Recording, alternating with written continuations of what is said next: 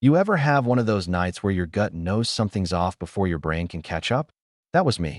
A Thursday in March, rainy, like the sky was in on the secret too. My wife, Claire, had insisted on hosting a dinner party. Just a few close friends, nothing fancy, she'd said, fluttering around the kitchen with that practiced enthusiasm women use when they've already made a mess and don't want you to notice the smell. The guest list was odd, her work friends, mostly. I didn't know half their last names, let alone why they were suddenly worthy of our fancy stemware. But Claire wanted me to wear a blazer, so I wore a blazer. Marriage is full of small hostages like that. At 7:12 p.m. sharp, the doorbell rang. And there he was. Tall, tan, tacky watch. Let's call him Ryan, because that was his name, and I see no reason to protect the guilty. Claire didn't introduce him exactly. She just sort of gravitated toward him like she'd been orbiting him this whole time. She was wearing a red dress I hadn't seen in months, the kind that made waiters lose their balance, and she wasn't wearing it for me. I did what any self-respecting husband would do in that moment. I smiled, shook Ryan's hand, and filed the discomfort somewhere between my molars. Dinner was uneventful, unless you count how she laughed at every one of his jokes like he was George Carlin resurrected. At one point, Ryan said, "Claire always did love grilled salmon. Always did." I raised my glass. To people who know my wife so well they speak in past tense. He chuckled. Claire didn't. We wrapped by 9:30. Ryan left last. Of course. And Claire lingered at the door longer than the mail takes to arrive in January. When she came back into the room, I was already loading the dishwasher. She leaned against the counter like the whole night hadn't just bled through the wallpaper. "You didn't have to be rude," she said. I looked up. Rude? I didn't pour wine on his head. I smiled while he recollected your taste in seafood. She didn't flinch, which told me everything I needed to know. Claire had never been a good liar. She was a chronic minimizer, though, a master of the half-truth. She'd never tell you she wasn't cheating, just that it wasn't like that. But the silence after that dinner party? Oh, that was loud. She went to bed early. I stayed downstairs. The dishwasher hummed like it was trying to warn me. At 2:08 a.m., I opened her laptop. I know. That's the part where people say, you should trust your spouse. But let me tell you something.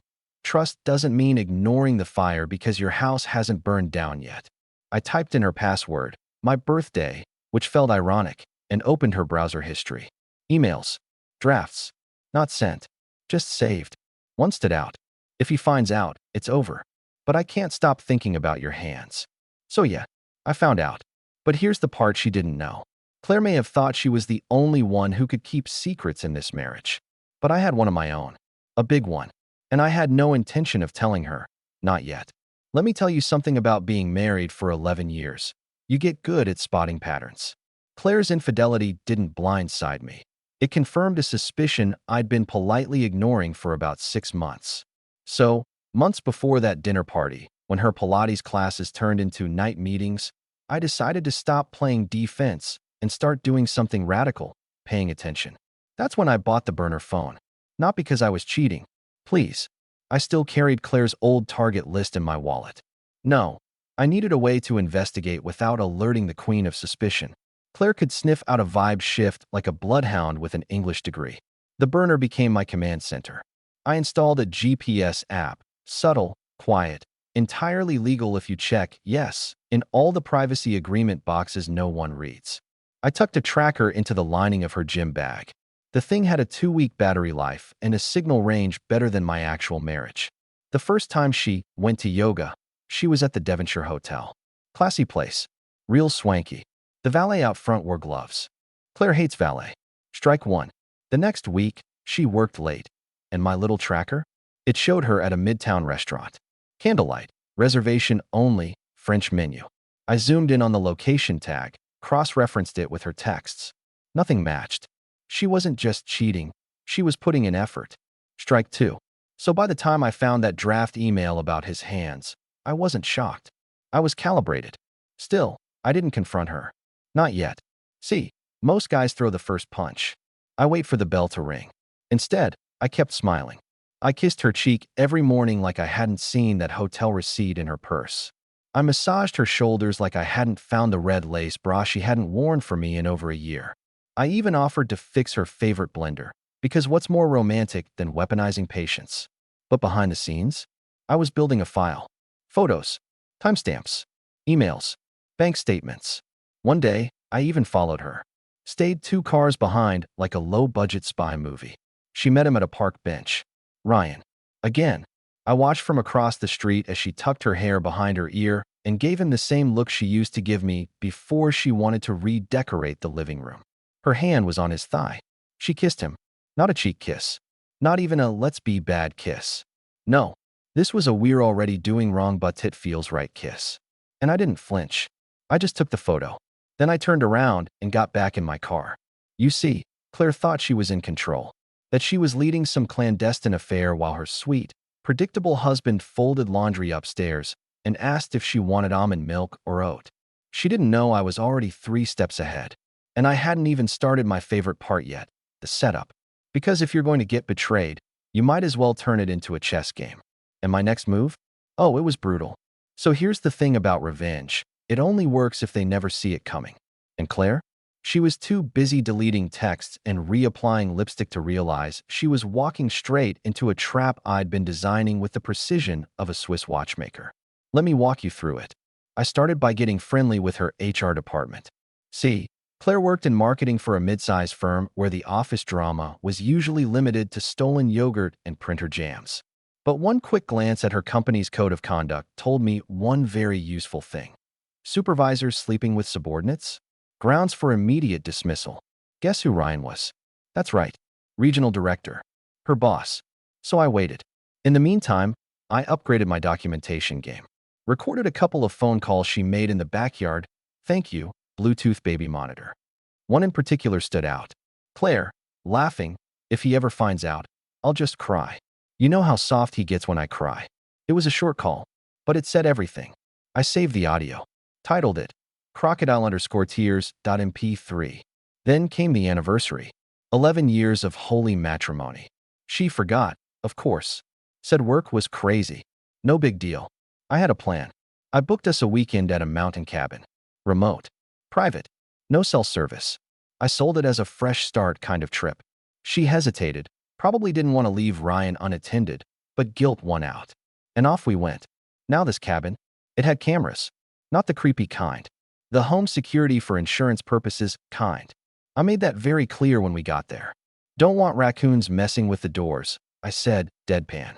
She nodded, distracted, already on her phone trying to get one last signal before the bars disappeared. Night 1 was uneventful.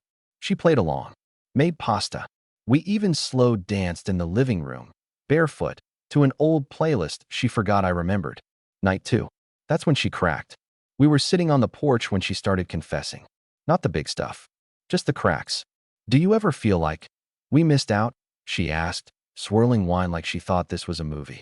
On what? Everything. Life. Other people. I mean, we got married so young, right? Claire, what are you saying? I'm saying maybe we weren't supposed to last. Maybe this was good for its time. She didn't say the word divorce. She didn't need to. That wineglass confession was enough. I nodded slowly, looked out at the dark trees, and said, okay. She blinked. Okay. Yeah, you're right. We weren't supposed to last. I see that now. For the first time in months, she looked nervous. Then I leaned back, smiled, and added, I already sent everything to your company's legal team. The photos, the recordings, the hotel invoices. You'll probably get the call Monday morning. She stared at me like I'd just told her the moon was fake. What? What are you talking about? HR violations, Claire. You're screwing your boss. That's not just immoral. It's corporate suicide. Silence. You set me up, she whispered. No, I said, standing up. You set yourself up. I just made sure someone else noticed. She didn't follow me inside.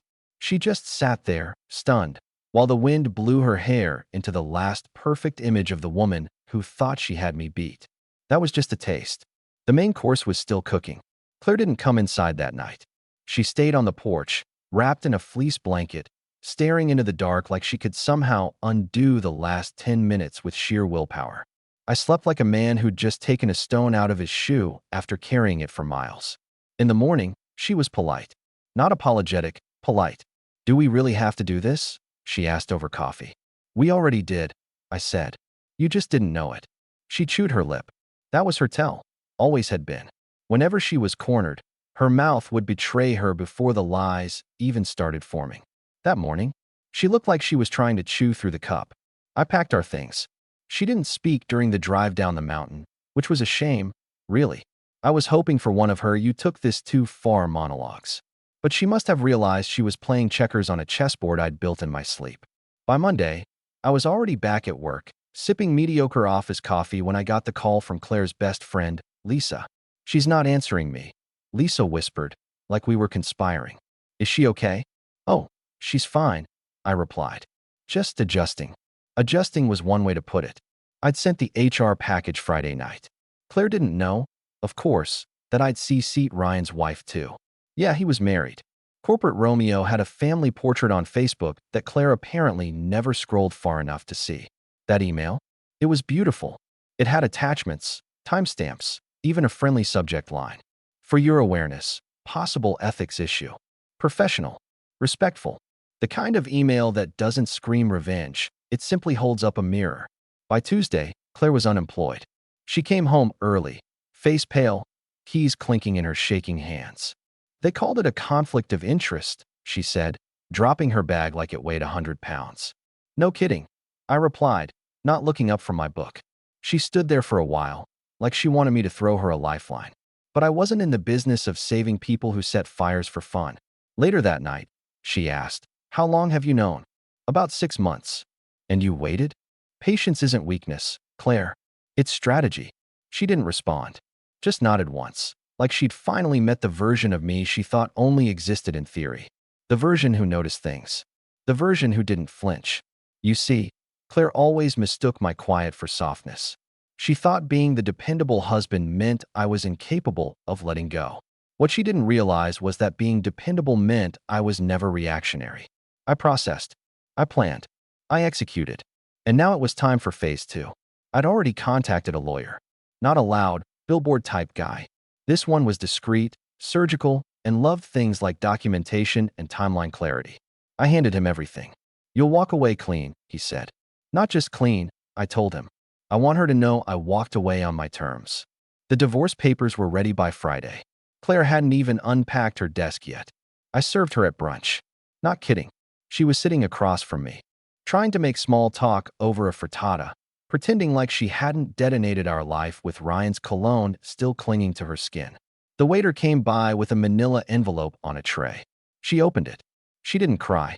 "You're serious?" she said, her voice cracking for the first time.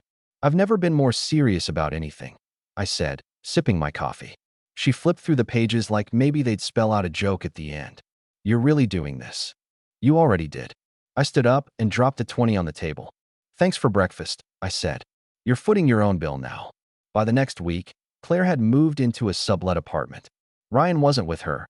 Word was, his wife had taken the kids and gone nuclear. Can't say I was surprised. Men like Ryan never stay when there's cleanup involved. Claire tried texting. A lot. Not to apologize. Oh no. Just vague attempts to rewrite the past. "Can we talk?" It wasn't supposed to be serious. "I miss the way you used to hold my hand when I was anxious." I read them. I never responded.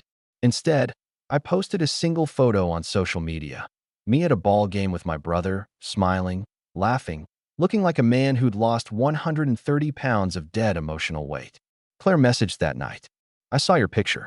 You look happy. And here's where it gets cruel." Cruel in the quiet way she never saw coming. I wrote back, for the first time since the papers were served. "I am." Then I blocked her. That was the final move. See, revenge isn't rage. It isn't shouting in a restaurant or throwing plates or scratching up someone's car. Revenge is clarity. It's walking away with dignity while the other person stands in the ashes they lit. She thought I'd yell, thought I'd cry, thought I'd beg. Instead, I let her destroy herself. And I made sure I walked out clean, silent, one step ahead, just like always. I thought that was the end. The papers were filed, Claire was out, and I'd wiped my hands clean. The burner phone was powered off. The trackers deleted. The folders archived on an encrypted drive, just in case she got creative later. For the first time in years, the silence in my house wasn't heavy. It was peaceful. But peace is funny. At first, it feels like relief. Then it starts to feel like a question mark. A week after I blocked Claire, I was at the farmer's market picking up eggs I didn't need just to have somewhere to be. That's when I saw her. The woman in the blue scarf. She was standing near the honey stand, arguing gently with the vendor about the difference between raw and unfiltered. She had a sort of calm determination about her, like someone who'd been disappointed before, but still held people to a standard. That caught my eye. The scarf was wrapped around her hair like a 1940s film extra. Not flashy, just practical, confident. We made eye contact for a second too long. I nodded. She nodded back. End of interaction. Or so I thought. Next weekend, she was there again. This time I caught her reading a book while waiting in line for coffee. I pretended to browse carrots I had no intention of buying. She turned a page slowly, like each word had to pass a security check before it could enter her brain. Good book? I asked, breaking the silence. She looked up, almost amused. Terrible, she said. But I committed. I'm seeing it through, like a bad relationship. I laughed. Genuinely. It felt strange, using those muscles again. You always pick that way? Books, I mean. No, she said, smiling now. Just everything else. Her name was Rhea. Not Rachel. Not Rebecca. Not some name that felt like it came from a rom-com casting list. Rhea. Short. Strong. Greek, she told me later. Like the Titaness. I looked that up afterward. Turns out, Rhea was the mother of gods. Fitting. We didn't fall into anything fast. No whirlwind, no rebound nonsense. Just slow conversations. Walks. She had a dog with arthritis and a laugh like she forgot how to use it until just now. She never pried, and I never volunteered. It was the first connection I'd had in a long time that wasn't built on obligation or damage control. One night, maybe 6 weeks after we met, we were sitting on a bench watching the sky try to decide if it wanted to rain or just threaten us for fun. She turned to me and said, "So, what's your story?" I hesitated. I thought about Claire. About the dinner party. The burner phone. The frittata divorce delivery. All of it. Let's just say, I replied, I used to be married to someone who thought silence meant I wasn't paying attention. Rhea nodded like she understood more than I'd said. And now I enjoy people who say what they mean. Or don't talk at all. She laughed. A small one. But real. What I didn't tell her was that Claire had resurfaced. She'd shown up at my office. No warning. No text. Just walked in wearing a beige coat, like she was still married to the building's HVAC settings. You blocked me, she said, as if that was an act of war. Yes, I said. I did. We should talk. We already did. You just didn't know it was the final conversation. She blinked. I could see it. How unfamiliar this version of me was. The composed one. The one who didn't shrink. Claire used to hold my uncertainty like it was her purse. Not anymore. I just want to explain. I know why you did it, I said calmly. That's not the problem. Then what is? That you thought I wouldn't notice. That's what broke it. She exhaled sharply. Are you seeing someone? She asked. There it was. The question she couldn't say out loud the first time she walked in. Does it matter? She didn't answer. Her name's Rhea, I said finally. And she doesn't perform. She doesn't pretend. She reads terrible books to the end just because she said she would. And that's more than I can say for the last 11 years of my life.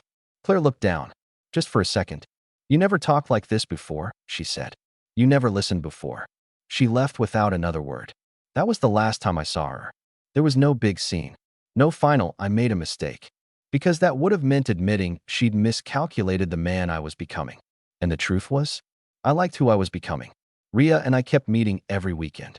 I told her the full story eventually. Burner phone, HR takedown, the photo evidence, everything. She didn't gasp. She didn't call me petty. She said one thing. Sounds like you handled it with dignity. I raised an eyebrow. You think revenge is dignified? Only when it's done without shouting. I didn't expect that, but it stuck with me. She wasn't impressed by the drama. She was impressed that I'd waited, that I didn't torch the house. I just turned off the lights and left her there in the dark. Funny thing is, the house actually was darker now. I'd replaced all the warm bulbs Claire insisted on with cool whites. The kitchen looked cleaner, brighter, like it was telling a different story now. One night, Rhea asked if she could cook dinner at my place. She didn't bring wine. She didn't need mood lighting or curated playlists. She made soup. It was the best damn soup I ever had. Because for the first time in years, I sat across from someone who didn't ask me to shrink so she could feel taller. And I realized this was the real twist. The unexpected ending. Not revenge. Recovery. And it was quiet, clean, deliberate, just the way I like it. It happened on a Tuesday. The kind of Tuesday that feels like background noise, gray sky, stale coffee, inbox full of nothing urgent, but everything irritating. I was walking out of the grocery store when I saw it. A plain white envelope tucked under my windshield wiper. No return address. No handwriting. Just my name, typed, center-aligned like it was mailed by someone who's been watching too many legal dramas. Now, I'm not the paranoid type, despite the whole burner phone HR takedown affair, but something about this felt too neat, too careful.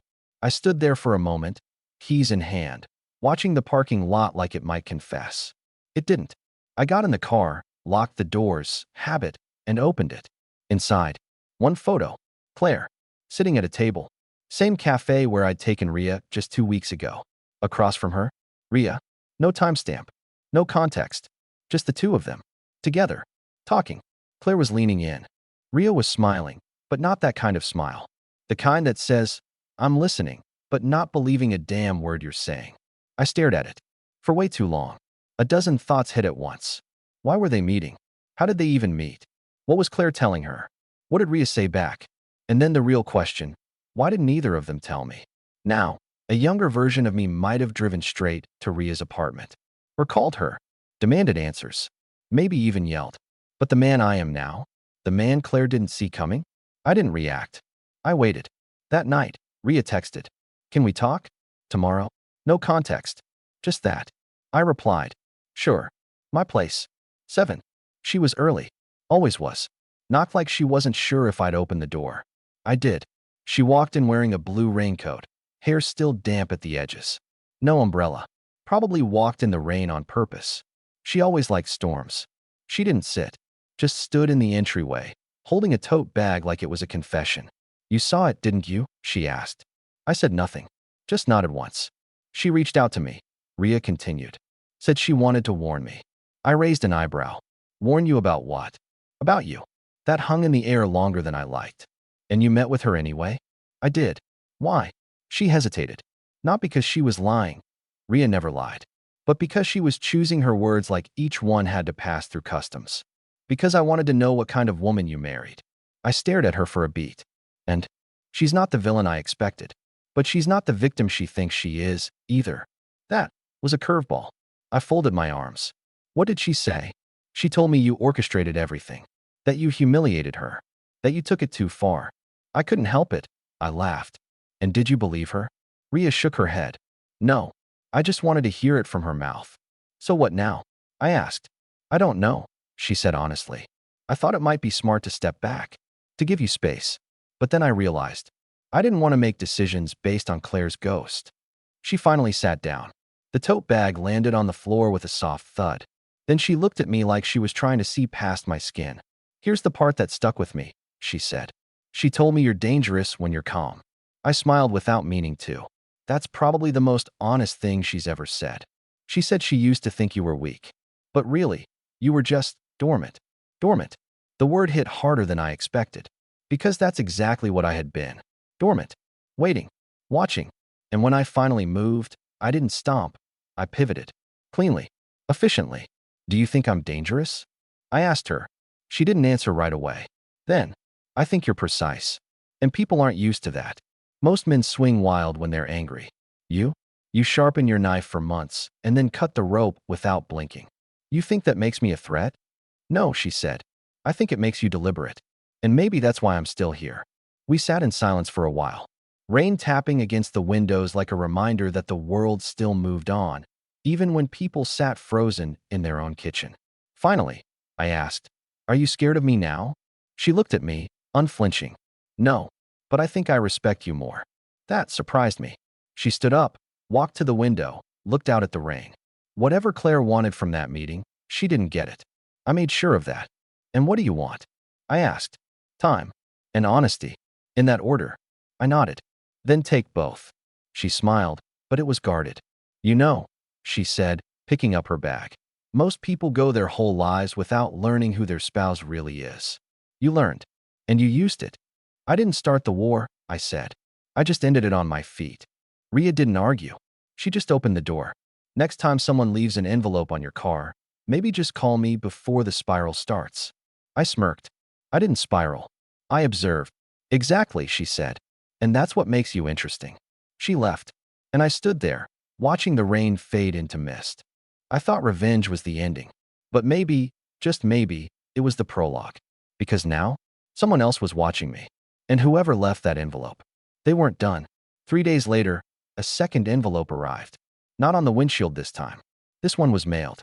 No return address. Postmarked from my own city. Typewritten label again, Logan M. Inside, no photo this time. Just one sheet of paper. A sentence, printed in 12-point Times New Roman. You think Claire was the end? That's it. No signature. No hint. Just that single, razor-sharp question. At first, I laughed. Then I didn't. Because something about it wasn't just ominous. It was accurate. Claire wasn't the end. She was a symptom. A crack in the dam. And whoever sent this, they were either pulling strings or cutting them. So I did what I do best. I got quiet. And I started looking. There's a folder in my safe labeled untouched. I'd sealed it years ago, back when I still believed that ignoring a gut feeling was the same as disproving it. It was full of the things I chose not to confront. Receipts Claire never explained. Messages that seemed too friendly. A card from an old co-worker named Devin, who once told me at a Christmas party, "You're a lucky guy." Claire's something else. I dismissed him as a flirt. But in the folder? His number, written in Claire's handwriting. I called it. He answered like he'd been waiting. "Logan." "Yeah, it's me." Long pause. "So you finally figured it out." "Not everything. You should know." Claire wasn't just seeing Ryan. That silence on my end, that was restraint, not shock. "Go on." She was playing more than one angle. Ryan was just the last one to make it to the rotation. There was another guy, years ago. Married. High up. Paid for things. Things. Trips. Rent. Therapy she never went to. Look, I didn't want to get involved. But after how she spun it all, she doesn't get to rewrite your story. I thanked him. Hung up. Didn't say much. Just logged the data. Then I texted Rhea. "Meet me. I need your brain on something." Rhea met me at a downtown cafe. She wore no makeup. No earrings. Just a hoodie and a tired expression. "You look like a woman who just read a file labeled untouched," I said. "You emailed it to me at 3 a.m. I thought it was a trap. Technically it is. But not for you." She slid a folder back across the table. She'd printed everything. Annotated it. Even color-coded it. "Claire didn't just cheat," she said. "She recruited." I looked at her. Let that word sink in. Recruited. She got leverage. On people. Little favors. Quiet bribes.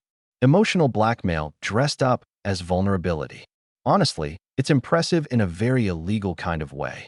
"And the letters?" "Not her," she said. "Claire isn't that poetic. Or restrained." She was right. Claire didn't do subtle. Whoever sent these notes had patience. Which meant there was someone else. Someone who'd been watching all along. I got home that night to find the door already unlocked. And someone sitting at my kitchen table. Claire. She was calm. Dressed simply. Hair back. No drama. "I know who sent the letters," she said. I didn't move. Just stared. "You're not here because you miss me."